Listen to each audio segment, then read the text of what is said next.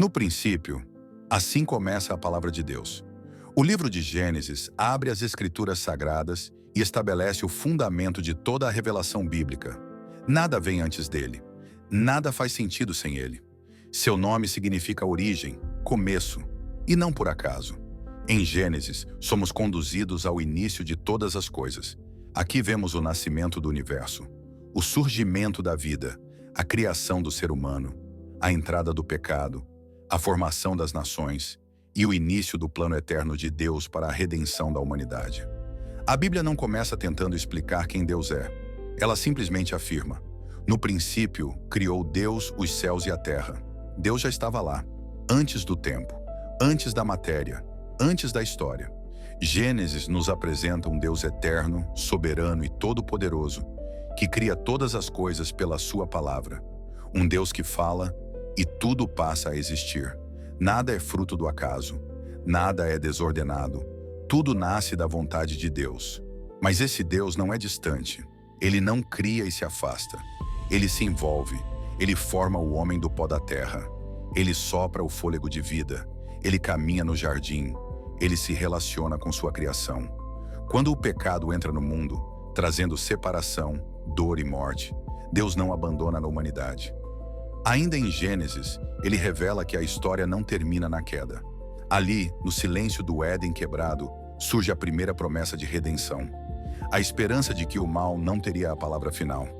Tudo o que a Bíblia desenvolverá depois, a lei, os profetas, os salmos, os evangelhos e a obra de Cristo, nasce aqui, em Gênesis.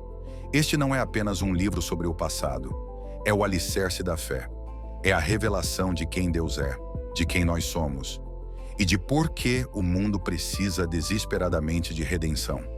Porque desde o princípio, Deus governa a história. Antes de qualquer coisa existir, Deus já estava presente. Antes do tempo, antes da matéria, antes da luz, Deus é. A terra era sem forma e vazia. Havia trevas sobre a face do abismo, e o Espírito de Deus pairava sobre as águas. Então Deus falou. E quando Deus fala, a criação obedece. Haja luz, e houve luz. A luz rompeu as trevas.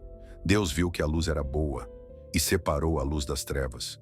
Chamou a luz dia, e as trevas noite. Assim se encerrou o primeiro dia. No segundo dia, Deus falou novamente. Ele separou as águas de cima das águas de baixo, e formou os céus. O caos deu lugar à ordem, o espaço começou a existir, e Deus estabeleceu limites, mostrando que toda a criação vive sob sua autoridade. No terceiro dia, Deus reuniu as águas num só lugar, e fez aparecer a terra seca. Chamou a terra terra, e ao ajuntamento das águas, mares. Então Deus fez brotar da terra toda forma de vida vegetal, plantas, ervas e árvores, cada uma segundo a sua espécie, cada uma com sua semente. A vida começou a se espalhar, e Deus viu que isso era bom. No quarto dia, Deus criou os luminares nos céus, o sol para governar o dia, a lua para governar a noite, e também as estrelas. Eles não eram deuses, eram sinais, marcos do tempo, estações, dias e anos, sob o controle do Criador. No quinto dia, Deus encheu as águas de vida, criou os grandes animais marinhos, criou os peixes, incontáveis, criou as aves que cortam os céus com suas asas, e Deus os abençoou, dizendo: frutificai e multiplicai-vos. A vida agora se movia, respirava, crescia.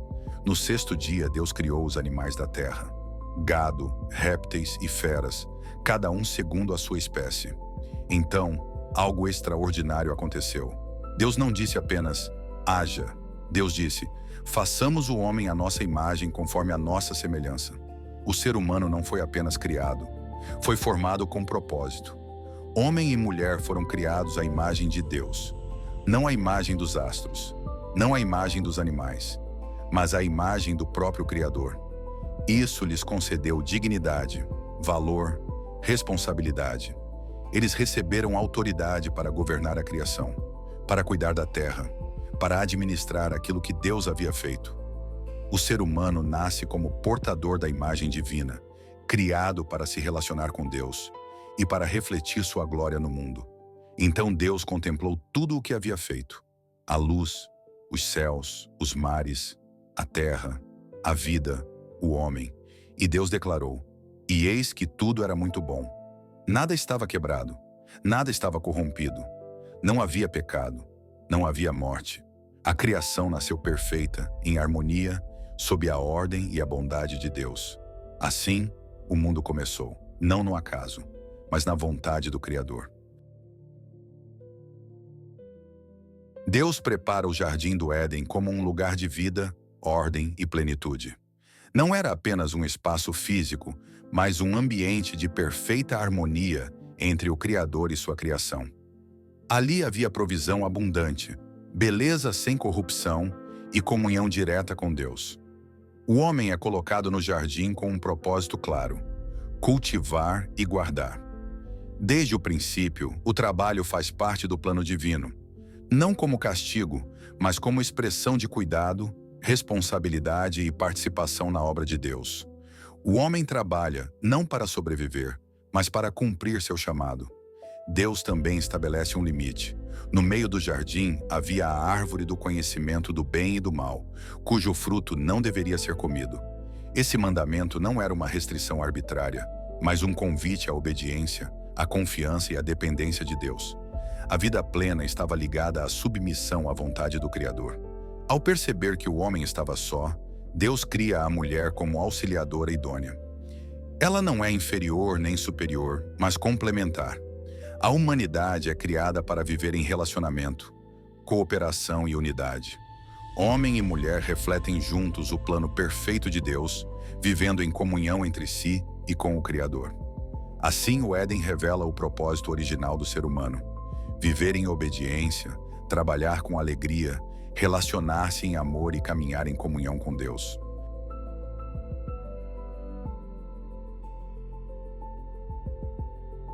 No jardim que Deus havia preparado, tudo era vida, tudo era harmonia, tudo era comunhão. Mas ali onde reinava a ordem divina, surge uma voz diferente. A serpente se aproxima, não com força, não com violência, mas com dúvida. Ela não nega Deus de imediato, ela questiona a sua palavra. Foi assim que Deus disse? A dúvida é lançada no coração da mulher. A palavra de Deus é colocada em suspeita, e aquilo que era claro começa a parecer incerto. A serpente apresenta o pecado como algo inofensivo, como um caminho para a sabedoria, como uma oportunidade de ser mais. Certamente não morrereis. O fruto antes proibido agora parece desejável. Aos olhos é agradável. À mente é atraente. Ao coração é tentador. A mulher toma do fruto e come. Em seguida entrega ao homem, e ele também come. Nesse momento algo se rompe. O pecado entra no mundo. A comunhão perfeita com Deus é quebrada. E aquilo que antes era luz, agora é sombra. Os olhos de ambos se abrem, mas não para a glória. Abrem-se para a vergonha. Eles percebem que estão nus. Sentem medo, sentem culpa. O homem e a mulher se escondem. A criação foge do Criador. Então Deus vem ao jardim. Onde estás? Não porque Deus não soubesse, mas porque o homem agora estava perdido. Deus confronta o pecado, revela a desobediência e anuncia as consequências. A terra seria afetada. O trabalho se tornaria penoso. A dor, a luta e o sofrimento passariam a fazer parte da experiência humana, e a morte entraria na história. Mas mesmo em meio ao juízo, a misericórdia se manifesta. Deus faz uma promessa. Ele declara que da descendência da mulher viria aquele que pisaria a cabeça da serpente. Uma promessa de vitória sobre o mal, uma esperança plantada no meio da queda. Antes de expulsar o homem do jardim, Deus cobre sua nudez, um sinal de cuidado, um sinal de graça. A humanidade deixa o Éden, mas não sem esperança, porque mesmo após a queda, Deus continua governando a história e o plano de redenção já estava em movimento.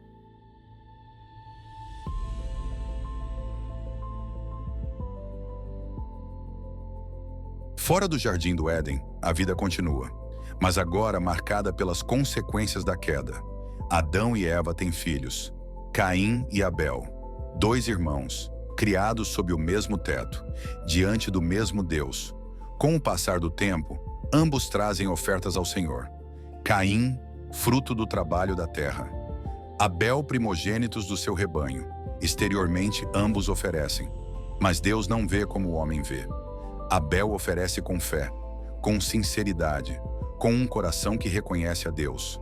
Caim também oferece, mas seu coração não está no lugar certo. Deus aceita a oferta de Abel, mas rejeita a de Caim. E o coração de Caim se enche de algo novo, algo perigoso. Ciúme, inveja, ira. Seu semblante muda, seu interior se perturba. Então Deus fala com Caim. Ele o adverte. Ele o chama ao arrependimento. O pecado jaz à porta. O seu desejo será contra ti, mas a ti cumpre dominá-lo. O aviso é claro. O pecado não é apenas um ato. É uma força que deseja dominar o coração humano. Mas Caim não escuta. Ele chama Abel para o campo, um lugar distante, um lugar silencioso. E ali, o pecado se manifesta em sua forma mais extrema. Caim se levanta contra seu próprio irmão e o mata. O primeiro homicídio da história humana acontece. Não entre estranhos, mas entre irmãos. O sangue de Abel clama da terra. Deus vem novamente, como no Éden. Onde está Abel, teu irmão? Caim responde com frieza, com indiferença, com arrogância. Não sei, sou eu o guardador do meu irmão? Mas nada está oculto diante de Deus. O pecado é exposto e as consequências são anunciadas. A terra, agora, não responderia mais a Caim. Ele se tornaria errante, vagaria sem descanso. O afastamento de Deus se aprofunda. A violência entra definitivamente na história humana. Mas, mesmo aqui, a misericórdia ainda se manifesta. Deus coloca um sinal em Caim, não para aprovar seu pecado, mas para preservar sua vida. O pecado havia se espalhado, da desobediência para o homicídio, do coração para a terra.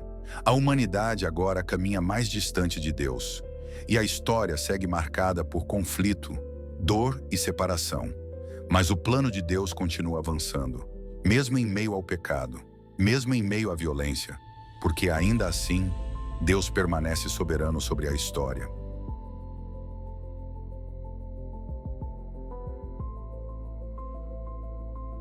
Com o passar do tempo, a humanidade cresce, mas junto com ela, cresce também a corrupção. A Bíblia descreve um mundo tomado pela maldade. Os pensamentos do coração humano eram continuamente maus. A violência se espalhava pela terra, e a criação, que havia nascido boa, agora estava corrompida pelo pecado. Então Deus olha para a humanidade, e seu coração se entristece.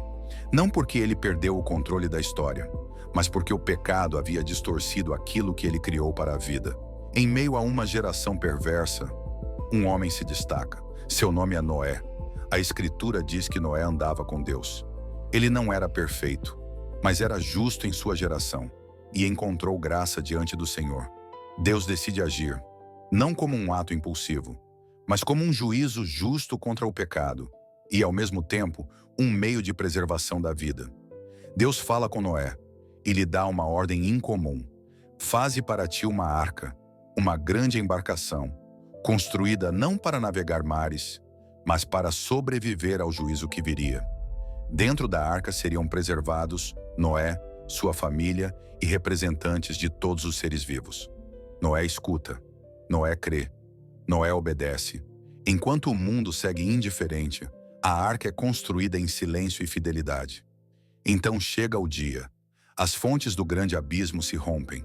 As comportas do céu se abrem. A chuva cai sobre a terra. O dilúvio vem. As águas sobem. Cobrem a terra. Engolem montes, campos e cidades. Tudo aquilo que respirava perece. Tudo aquilo que havia sido corrompido pelo pecado é julgado. Mas a arca permanece. Flutuando sobre as águas do juízo, ela se torna um símbolo de salvação. Deus se lembra de Noé. As águas começam a baixar, a terra reaparece, e após muitos dias, a arca repousa. Noé sai, oferece sacrifício ao Senhor, e Deus recebe sua adoração. Então Deus faz uma aliança. ele promete que nunca mais destruiria a terra por meio das águas. E coloca um sinal no céu, o arco-íris, um lembrete visível de sua promessa, um sinal de misericórdia após o juízo. O mundo recomeça, mas o pecado ainda habita no coração humano.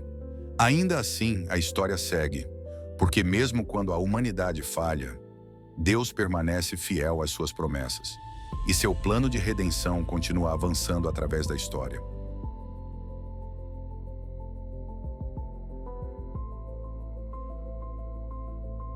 Após o dilúvio, a terra começa a ser habitada novamente. A humanidade cresce, os povos se multiplicam. E naquele tempo, todos falavam a mesma língua. Havia unidade nas palavras, mas não no coração. Os homens se deslocam para uma vasta planície e ali tomam uma decisão. Eles dizem uns aos outros: vamos construir para nós uma cidade e uma torre cujo topo alcance os céus. Não para adorar a Deus, mas para fazer um nome para si mesmos. O projeto revela algo profundo: o desejo humano de glória própria, a busca por segurança sem Deus, a tentativa de alcançar o céu por esforço humano. Era o eco do mesmo pecado do Éden: independência, orgulho, autossuficiência. Deus então desce para ver a cidade e a torre que os homens estavam construindo. Nada escapa ao seu olhar, nada foge ao seu governo. O Senhor percebe que aquela unidade, sem submissão a Ele, levaria a uma corrupção ainda maior, e decide intervir, não para destruir, mas para conter o avanço do orgulho humano. Deus confunde as línguas. De repente, as palavras já não fazem sentido. As instruções se perdem, a comunicação se rompe. Onde antes havia cooperação, agora há confusão. Incapazes de se entender, os homens abandonam a construção e são espalhados por toda a terra. A cidade recebe um nome: Babel, porque ali o Senhor confundiu a linguagem dos homens. Assim nascem as diferentes línguas, as nações, os povos espalhados pelo mundo. A torre nunca foi concluída, mas a lição permanece. Toda tentativa humana de alcançar o céu sem Deus termina em confusão. Todo projeto construído para exaltar o homem, e não o Criador, está destinado ao fracasso. Mesmo assim, Deus continua no controle da história. Ele dispersa, para depois reunir. Ele confunde línguas, para no futuro unir povos. E a história segue. Agora Deus escolherá um homem, para por meio dele abençoar todas as nações da terra.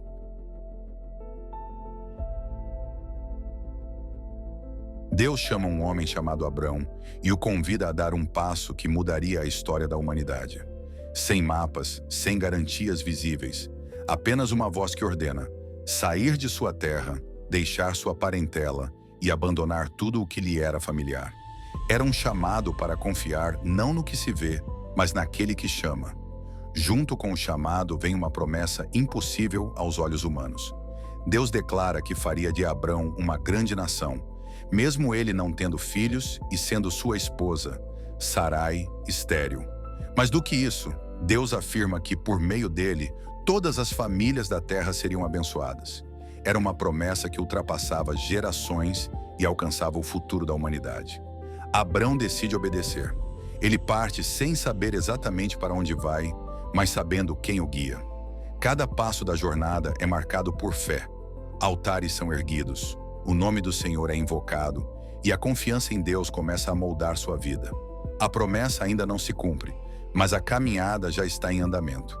Em meio à jornada, surgem os primeiros desafios. Uma fome atinge a terra e o medo leva Abrão a descer ao Egito. Ali, ele falha, mente sobre sua esposa e tenta se proteger por meios humanos. Mesmo assim, Deus o guarda. A promessa não depende da perfeição do homem, mas da fidelidade do próprio Deus. Com o tempo, Abrão prospera, assim como seu sobrinho Ló. O crescimento traz conflitos e Abrão escolhe a paz. Ele permite que Ló escolha primeiro a terra onde habitaria, mostrando que sua confiança não está em território ou bens, mas na promessa divina. Após essa separação, Deus fala novamente, reafirmando que toda aquela terra seria dada à sua descendência, uma descendência tão numerosa quanto o pó da terra. Quando Ló é capturado em uma guerra, Abrão não hesita em resgatá-lo. Ele vence batalhas, mas recusa riquezas oferecidas pelos reis da região. Sua confiança não está no ouro, mas em Deus. O Senhor então estabelece uma aliança solene com Abrão, prometendo-lhe herança, terra e descendência. Abrão crê, e essa fé lhe é considerada como justiça. Os anos passam, e o filho prometido não chega. A espera se torna pesada. A impaciência leva Abrão e Sarai a tentarem ajudar a promessa de Deus com suas próprias forças. Ismael nasce de Agar, mas esse atalho gera conflitos e dor. Ainda assim, Deus não abandona seu plano. Mais tarde, Deus aparece novamente. Abrão recebe um novo nome: Abraão, pai de muitas nações. Sarai torna-se Sara. A promessa não havia sido esquecida. Ela estava apenas aguardando o tempo certo. E contra toda a lógica humana, Isaque nasce. O filho da promessa chega, trazendo riso onde antes havia vergonha e silêncio. Quando tudo parece finalmente completo, Deus pede algo que parece impossível: que Abraão ofereça seu filho. No monte, a fé caminha lado a lado com a obediência. No momento decisivo, Deus intervém e provê o sacrifício. O Senhor mostra que não exige sacrifícios humanos, pois Ele mesmo é o provedor. Abraão vive muitos anos e morre em boa velhice. Ele não vê todas as promessas se cumprirem, mas vê o início de algo eterno. De sua descendência viria uma nação. Dessa nação surgiria o Messias, e por meio do Messias, todas as famílias da terra seriam finalmente abençoadas.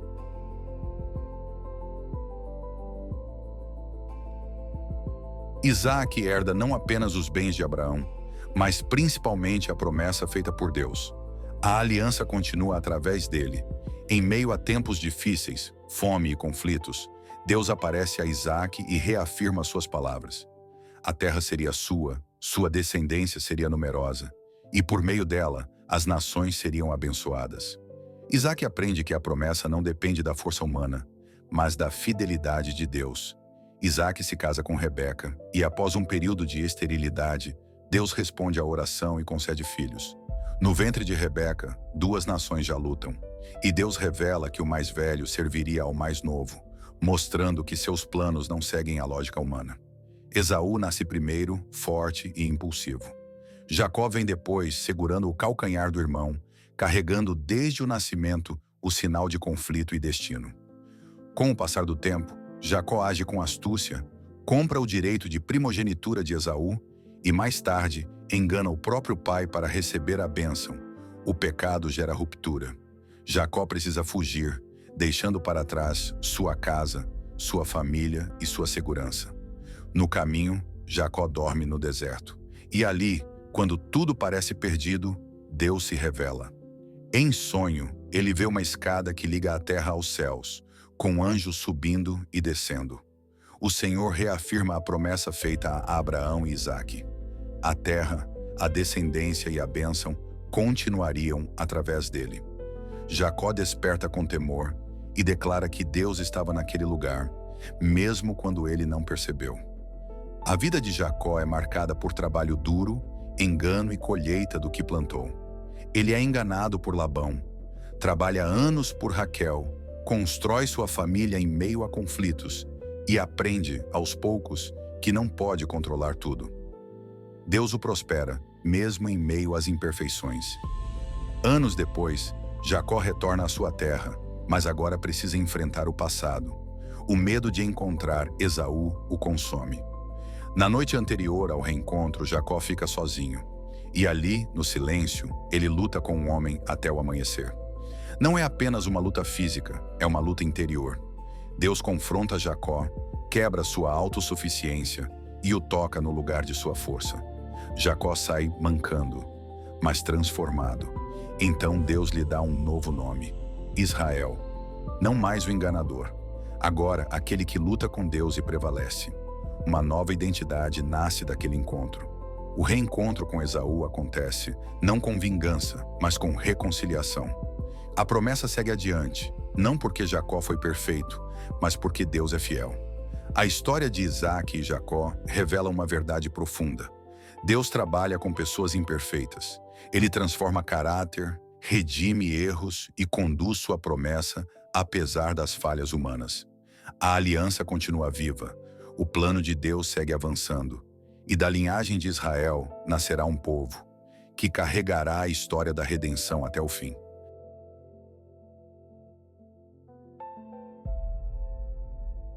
José é um dos filhos mais jovens de Jacó, mas desde cedo se destaca.